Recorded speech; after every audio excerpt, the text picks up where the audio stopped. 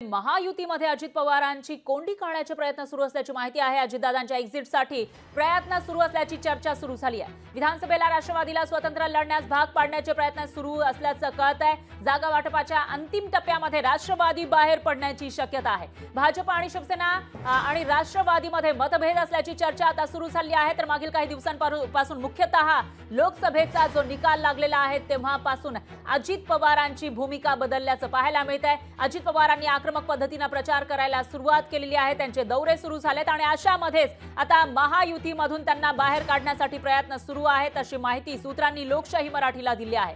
महायुतीमध्ये अजित पवारांची कोंडी काढण्याचे प्रयत्न सुरू असल्याचं कळत आहे आणि त्यामुळे जोपर्यंत हे जे जागा वाटप आहे महायुतीमधील ते चालत राहील आणि शेवटच्या टप्प्यामध्ये एक्झिटसाठी अजितदादांच्या एक्झिटसाठी प्रयत्न होणार असल्याची माहिती समोर येते। विधानसभेला राष्ट्रवादीला स्वतंत्र लढण्यास भाग पाडण्याचे प्रयत्न सुरू असल्याचं कळत आहे। त्यामुळे आता पुढे नेमकं काय होणार ते बघावं लागेल।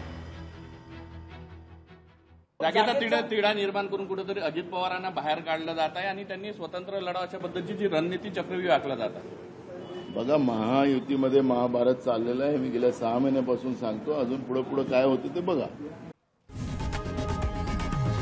लोकशाही मराठी ऐका, पहा, जागरूक रहा।